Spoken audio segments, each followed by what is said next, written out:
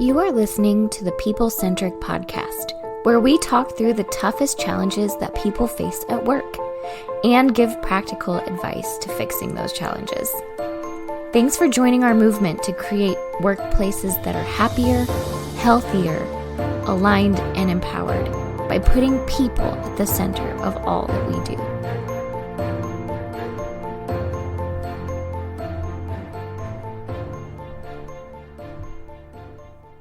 Hey, People-Centric Leaders, it's Stephanie Anderson, and we're excited to be back for another episode of the People-Centric Podcast with you today. On our podcast today, we've got Matt Griswold and Bethany Taff.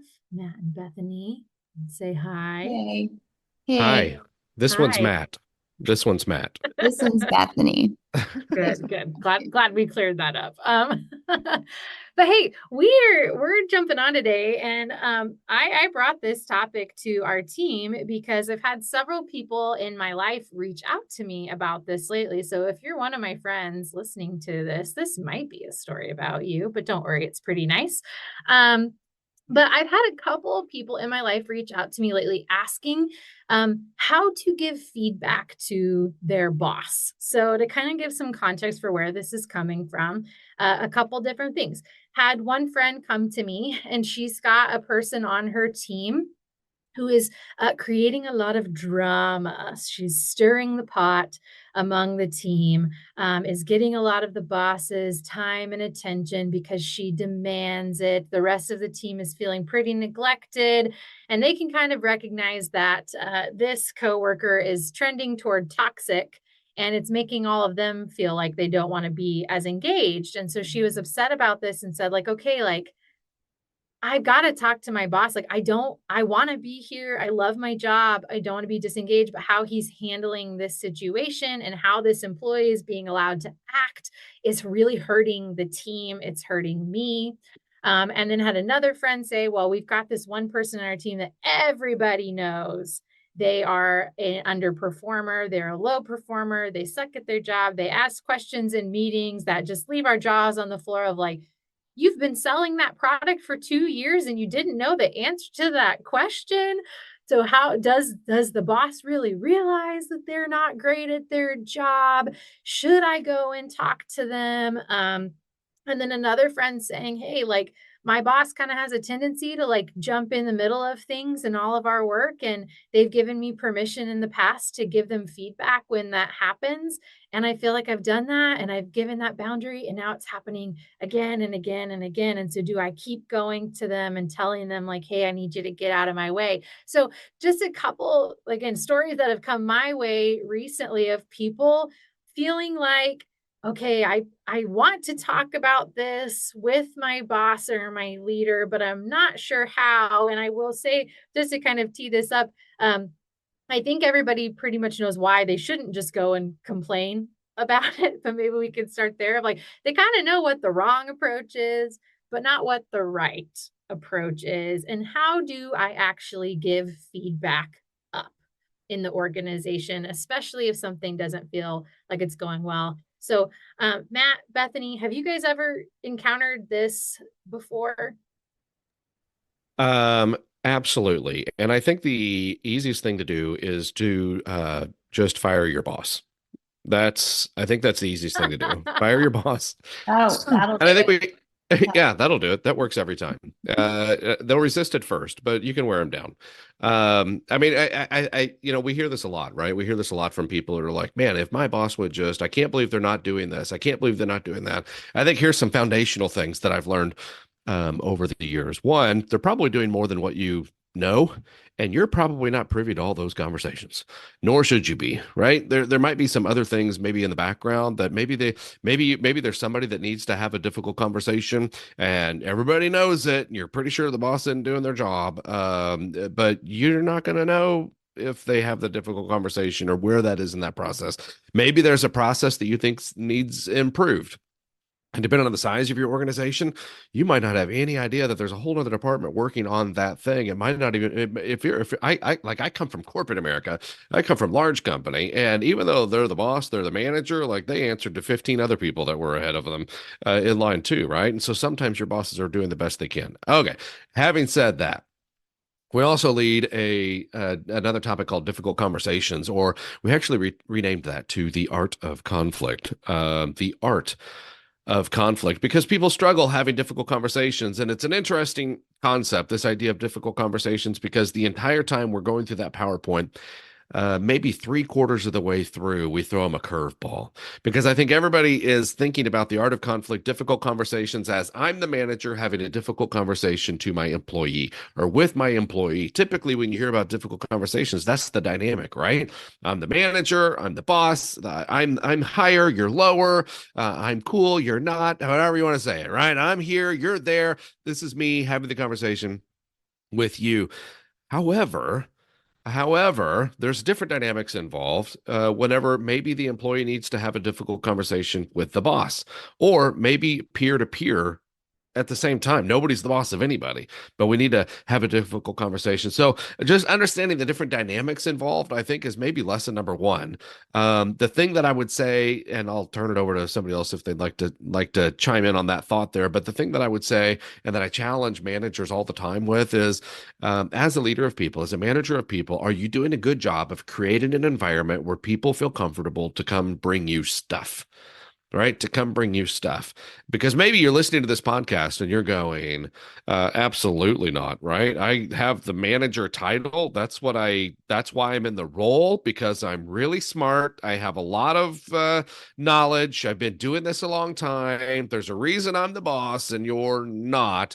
And I think you're probably doing it wrong if that's your stance. If I'm a manager of people, man, I hope I'm creating an environment where people come to me safely and respectfully share their grievances. It does not mean you have to do all the things, but you do certainly need to probably create an environment where people feel comfortable bringing you those things. So I don't even know if I answered your question, but I think all of that was relevant and really good for the conversation. Yeah, it was great. Yes. Yeah. I kind of want to pull you back to where you started with that, Matt, of like talking about sometimes as an employee, we don't have all the information, because I'll say, like, talking through those different situations with these people in my life, one of them definitely was like, oh no, I know they haven't talked about this. I know she's not been given this feedback. And so I think, just recognizing, like, you might to a certain extent know a couple things, but it just harkens back to like one of our people centric truths is, effective communication can only happen if you're willing to admit you might be wrong. So I think that's like a good starting point. If you're an employee going to have that conversation with your manager, you feel like you need to give your boss some feedback or some insight into what's happening in your role or what's happening with the team, is if you go in knowing you are right, which would mean that your boss is wrong, you're not going to have an effective conversation there. I think you've got to be open to hearing the feedback back from your boss. I think that's a mistake that a lot of people make in feedback conversations, is they assume it's going to be like one directional, of like one-sided. It's like, I'm going to say what I came here to say and what I need to say, and then we're just going to talk about that. And they're not going to give me any feedback. There's not going to be like this feedback that comes from both directions. And so I think if you go in knowing you're right, then that means your boss can't give you any feedback or maybe help you see what your role in that is, or how you're performing in your position, or how your interactions are impacting the team. And I think that is honestly a tough pill to swallow, because I think a lot of times, everybody wants to do a really good job. I don't know a single person on the planet who doesn't want to do a great job. But sometimes when we see someone else who's doing a bad job, it makes it hard for us to admit maybe where we aren't perfect either. So I'm glad that you kind of started there, Matt, of like, you probably don't know everything that's happening. So yeah, you got to approach this conversation with a certain level of humility to say, yes, I am observing something that's not going well, but maybe I'm assuming a lot here and I don't have all the facts. Yeah, it reminds me of something that I really couldn't stand at the time growing up, that my mom would say. And now I find myself saying it to my own kids and to other people. But whenever I would say, you're always this, or that always happens, or you never say yes, or that type of thing. Sometimes as employees, we get caught into that too, right? Our boss never does this, or they always let it slide, right? Or, whatever that might be. And my mom, whenever I would use words like that, sometimes we live in absolutes and maybe we shouldn't live in absolutes, right? Maybe there's a little grace there too. But my mom would always say, I said always, my mom would say, always is a long time. She'd look at me, always is a long time. Never is a long time. And that frustrated me. But as I've grown, I've learned that, you know what? Very, very few things are always. Very, very, very few things are never. There's there's typically another side to what that story might be. And when we're talking to people, and we're kind of listening to employees air grievances, we realize we're getting one side of that story. And we want to assume the best, kind of like you said, Stephanie, of other people at the same time. So just remember that always is a long time. Is it really always? Probably not. I like that. Yeah, you guys touched on so many things. I was like, I have so many thoughts. I don't know which direction to go with this, but I think that yes, I've totally been there, and also have observed other people in these situations too that are like, what do I do? Because I don't want to become like the tattletale, on the team. And I don't want to get in trouble, or I don't know, it's annoying because it impacts me, but is it really my business to handle? And it's kind of like, well, yes. Yeah, all of that. I get it. All of that. Yes. I think it's, yes, hopefully you have a boss like you guys were talking about who is open to feedback. But if you don't or you think you don't, I think it's still appropriate at times to come to your boss and say, well, how you guys are talking, but to kind of come and say, here's what I'm observing. This is what I'm observing.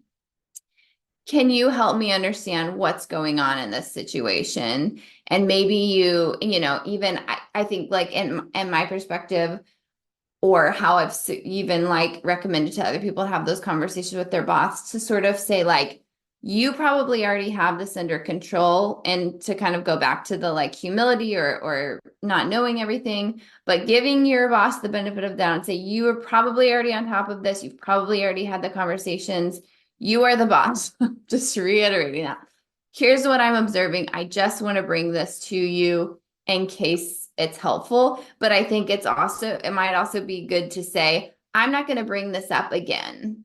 Just so you know, I'm not going to bring it up again unless you have questions and you need more information from me at another time, then, whatever. But this is what I'm going to bring up, and then I'm going to leave it before you and trust that you're handling it. And I think that's And you all can either pass or fail, because It's I'm you judging can every move after this. You can either I'm do the just right thing or the wrong thing, and everybody's really watching. a veiled challenge. That's what it is. Well, and as you were saying that, Bethany, and then Matt, you did it so funnily of don't go and make demands of your boss. Because I think, and this is actually what I told one of my friends, if you're at that point where you feel like you're marching into this meeting to make demands of them, then I think maybe you just need to quit your boss, right? Like Matt was saying earlier, which means I think maybe you need to realize you're not aligned and think about that of do I even want to be aligned, or should I maybe start looking for something else and find somewhere where, I really can give that and have that engagement. But I think where it is hard is because I don't think it's very often where we choose a job going in knowing oh, I don't like what's going on. Usually we're pretty excited going into a new role and we are engaged and we want to be engaged in our role. But then when it starts feeling like things are starting to happen that make us feel like we are starting to disengage, I no longer feel all in. I no longer feel like I can give all of my trust to the situation. I no longer feel maybe there's my best interest or other people's best interests at heart. Or, I mean, sometimes it is hard. Sometimes adults don't play by the rules and we aren't kind to each other. And we see things happen that we don't like on a team or in an organization. And so I think it is also going into that and really thinking about what do you want the outcome to be of this conversation. So I like how you approach that, Bethany, of just saying like, hey, if your intent is really to make things better and to be helpful, then you're going to your boss and you are asking for help. How can I help make this better? Is there something that I can do? Or even saying to your boss, like, hey, like, I think I need your help.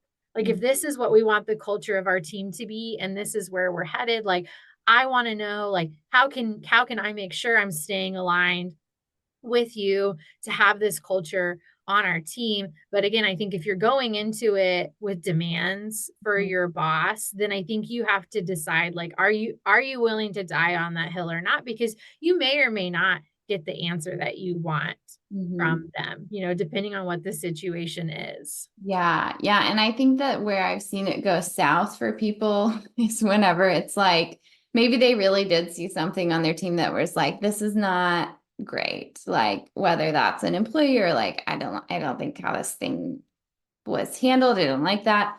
Or it wasn't good, but it's like when it's like that tattletale mentality where it's like they are in their manager's office like every week and they're just like complaining about it and they're telling on people and they're like doing this stuff and it's just like, that's the worst. Don't do that. That's not going to get you where you hope it will. It's probably going to backfire on you. And so I think you have to do it really tactfully and then trust your leader to make those decisions and you'll get that clarity there too. And then to kind of like add to what you were saying a minute ago, Stephanie, too, is like asking for like, what can I do to help? And I think that so if you really don't know, go ask that question, definitely. And even before that too, you probably like, what have you done? Check in with yourself too and say, what have I done to try to help support this person on my team or this situation on my team? And how, like, can I go and say like, hey, can I help you with this? Or, hey, I saw this thing kind of play out like this. Can I, and just trying to jump in and support the team as you see it versus sort of just standing back and being like, whoa, that was horrible. I think there's a recognition of your role. Like, no, if you have a coworker who you're not their boss, so like you can't go tell them what to do, but you can be a team. You can be a teammate. You can say, hey, what can I do to help support this person or this client or this whatever? And so take that route first, I think, if you can. And then if it's like, I don't know the right path to help in this situation, then I think it's like, go ask that question. Yeah. And I think sometimes why this can be hard is because it's not always work stuff, right? And here's what I mean by that is like sometimes how we interact with people that we work with isn't always related to the work that we do. And I'm bringing this up because just thinking through one of the stories that was told to me recently, some of the drama on the team is not happening like in a meeting or something. It's happening even like on social media or after work hours, or there's texts and people are being included and excluded or different things are happening. And so I think one piece there that I encourage my friend to think about of like, hey, like, yeah, this person it does sound like they are creating a lot of drama. It doesn't sound like they're handling things well. So in that lane, you might be right? That like this person is not acting very professionally. But also like own your part in it of like, where do you need to have some boundaries maybe in workplace friendships and relationships? And I know we've done whole episodes on workplace friendships before. And sometimes we talk a lot about, manager and employee relationships, but sometimes it's even with a coworker of like, hey, maybe we do need to professionalize this a little bit because some of the interpersonal stuff is bleeding into our everyday work. Maybe I just need to go and have a conversation with that person versus going to my boss to talk about that person. And so I think that's another like gut check too before you take it to your leader is like, okay, let me really think about this situation and what's happening. And do I actually like, am I going to the right person to have this conversation? Do I just need to maybe go to my coworker and just tell them like, hey, like, how you handle like what you said or how you handled that the other day just really like hurt my feelings, or it's really been bugging me. And can we talk through that and like figure out a way to do this differently the next time? Because I don't like how the way I'm feeling right now. I'm sure it didn't feel great to you either. Could we just talk about this and maybe just have a respectful conversation in that space about like the drama, right? Because sometimes it is. It's more between you and that person. It's not necessarily your boss's role to make sure everyone on the team is like best friends, right? Like your boss is responsible for maintaining the culture of the team. So if we're consistently not seeing our values be upheld, I think that's a conversation point maybe with the boss, just to say like, hey, like I think our culture is not feeling great to me right now. And how can I help make that better and take some ownership in that? But a lot of times, like it isn't necessarily your boss's responsibility to make sure everybody is besties on the team. So maybe let's talk about that a little bit, because I think I hear that too. And sometimes people are like, well, so and so doesn't get along with so and so, or like this person or like that person. And so we don't want to work together. And that's the kind of stuff that gets brought to the boss, is like people don't like each other, not like, hey, there's this issue in a process, or hey, I do think maybe there's a real cultural, broad reaching issue. It's more just like, we're just kind of not getting along. We're not vibing. We've said this several times in other podcasts, and I know I've said it from the stage as well, but you can be toxic and correct at the same time. And what I mean by that is we've kind of gone through a list of things that, okay, so I can bring my grievance respectfully, but at the end of the day, the manager is the manager, the employee is the employee, and everybody has a decision to make, right? Everybody has choices. Everybody has a decision to make. The manager can choose to act on the thing that you brought, whatever it is, or they could choose not to act on the thing that you brought. You may never know that they did. You may never know why they didn't. All of those things, right? And we have a tendency, I think, as people, as employees, to, if we don't see the thing that we thought we were going to see, or if we don't see the change that we thought we were going to see, then we have a tendency to get a little saucy, right? A little bitter, a little, I don't know, I was trying to think of another word. I don't know what the kids are saying these days, but I was going to, one of those, get a little frustrated. I think the kids aren't saying saucy, but okay. Well, you should. I like saucy. Yeah, get a little disturbed, right? And anyway, you have a tendency to do that, and you go back to your desk and your workspace or whatever, and you're waiting for the thing that you asked for to happen, and it's not happening. Then you have a tendency to get a little bit frustrated, and because I get frustrated, I have a tendency to act out or shut down, whichever direction you're going to go. What I'm saying is everybody has choices. You can air your grievance, you can make your case. But at the end of the day, the manager is the manager, the employee is the employee. You get to decide whether or not you would like to continue to work there or not. I could think of an organization. I won't say the name of it. I could think of an organization that we have worked with for several years. Actually, no longer work with them, but worked with them for several years. And several employees were frustrated at the owner. Talk about a dynamic there. And we did facilitate some of those conversations of trying to create change with some of the things. However, the owner is the owner, right? The owner is the one that writes your check. The owner is the one that pays you to be there. The owner is the one that gets to dictate how things kind of operate. Now, we're not condoning necessarily that all of that behavior. Did the owner do everything correctly? No, absolutely not.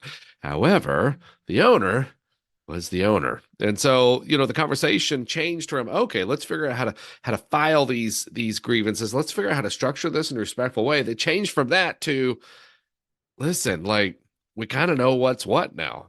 Everybody has played their cards. Everybody has shown what hand they have. And now people get to decide and make choices from that. Do I want to continue to do this and maybe be frustrated? Do I want to make a change and get over it and be positive again? And like, it is what it is, and I'm going to deal with it. Or do I want to go find a different opportunity where I think that other thing, this is how it should be. And maybe you can go find that somewhere else, right? Everybody has a decision to make. Everybody has choices to make. That's true for the employee. It's also true for the leadership that works for the organization too. And it's kind of liberating to recognize that. We get frustrated because we think this is what they're not doing what I need them to do. Their job is not to do what it is that you think that they need to do, right? They have a bigger picture in mind of what this looks like. I was with a group yesterday, and they were talking about the view of the president of the organization getting caught in the weeds, not caught in the weeds in particular. And they thought maybe they should be more hands-on with that stuff. And we had to have a conversation of like, look, if I'm the president of the organization, I'm not just looking at that one thing you're bringing to me. I'm looking at, man, that thing spider webs into 6 different directions, right? If we do this, then there's lots of other things I have to consider as you get to walk back to your office and just go about your job because the one thing that bothered you got shifted, right? And it doesn't always work that way. And maybe I'm over dramatizing that, but I think that's also something important to consider. At the end of the day, everybody has choices and everybody has to make the right choice for them. That's it. Yeah. And I agree with that. I think it's, we all only live in our own heads, right? And so if something happens that bothers us, sometimes it is easy to forget that like you're probably not the only person that your manager is managing. You're probably not the only responsibility that they have. And listen, I'm gonna relate because I know there are people who are listening to this and probably like a little frustrated with some of the advice that we're giving. If you are listening to this because you want to give feedback to your boss, you're like, okay, but like I am right, and they are a horrible manager, and they are this or that, and it's like, yeah, you could absolutely be right. They could be the worst manager on planet Earth. But that's where again we have to, like, all of us one-on-one think like, okay, well then if they are the worst manager on planet Earth, do I want to keep working here, or do I want to try to find something else or find different ways? Or maybe it is just like maybe I don't have the full picture, or maybe maybe there are things happening that I don't understand, or maybe honestly, like maybe my manager is struggling. Maybe there is somebody on the team that is really hard for my manager to manage, and I'm just kind of seeing that, right?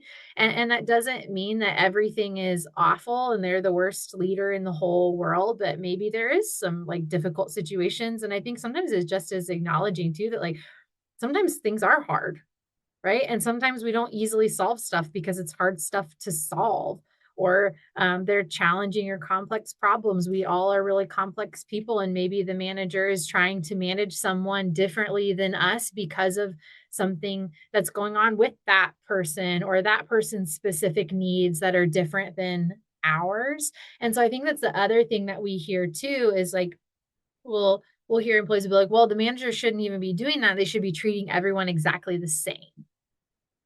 And I'm just personally going to really disagree with that. I think your manager should be treating everyone fairly, but a great manager should be looking at each employee's strengths, their opportunities to grow, maybe what they know about them and their likes and dislikes, or what's happening in their personal life outside of work. And they probably are managing that person differently than they're managing you. That doesn't mean that that's the wrong approach, right? I think a great manager, we call it, plays chess, not checkers. And they know that each of the playing pieces on the board, if you know anything about chess versus checkers, that every chess piece can move different ways and has different strengths. And so you play them differently. And so I think sometimes it's just maybe recognizing, oh, maybe I'm observing that. Maybe my manager does know that that person on the team is performing really at a low level right now, and I'm seeing them spend a lot of time with that person. And listen, that is kind of frustrating, because if you're the top performer, you're like, ugh, my boss is spending all their time with this person who sucks, right? But maybe that's the right thing for your manager to be doing right now. Like maybe that person, and maybe there's things that we don't know, or we don't see, or we don't understand about the business or the company or where we're at right now, that maybe that's the right thing, is to like spend some more time with that person. Because what if we could get that person to high performance and to a great level, or maybe they are in the process of giving that person feedback that they're not able to share with you, or they shouldn't be sharing with you, right? In that healthy relationship with your manager. So, I know I'm kind of going off on a tangent, frankly, but I just think that sometimes we hear people say that of just everyone should get the exact same treatment from the manager. And I think it's no, maybe your manager is playing some chess here and trying to figure it out. Or maybe your manager does suck and they're not a good leader, not a good boss. And then you do have to come to a point of deciding, if I am recognizing in this moment that I am not aligned, right? I disagree with the things that are happening here. That makes me upset. Well, the reality is, like, that may not change.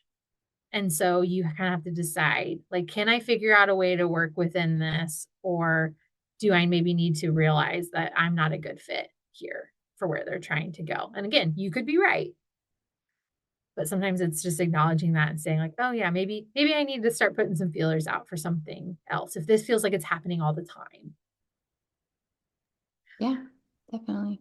I think those are all really good points. I was thinking, and I know we're wrap up here soon, but I also was just thinking, like, I think whenever you do approach your manager to, whether that's even, because sometimes it's not about a person, sometimes it's about a thing, right? And so figuring out how do I give my boss feedback in a way that they don't feel threatened by what I'm saying to them. And I think a really practical way to do that too is to also just focus on, like, what that problem is and not the boss specifically, to say, I don't like the way that you're doing this. I don't think you're handling this situation. I think, this, however this is being done, sucks. I think it's just like, hey, here's an opportunity that I see for our team that we could do better. Here's where I feel like we're falling short, and here's where I think it could go. And being able to really focus on the problem and not pointing fingers at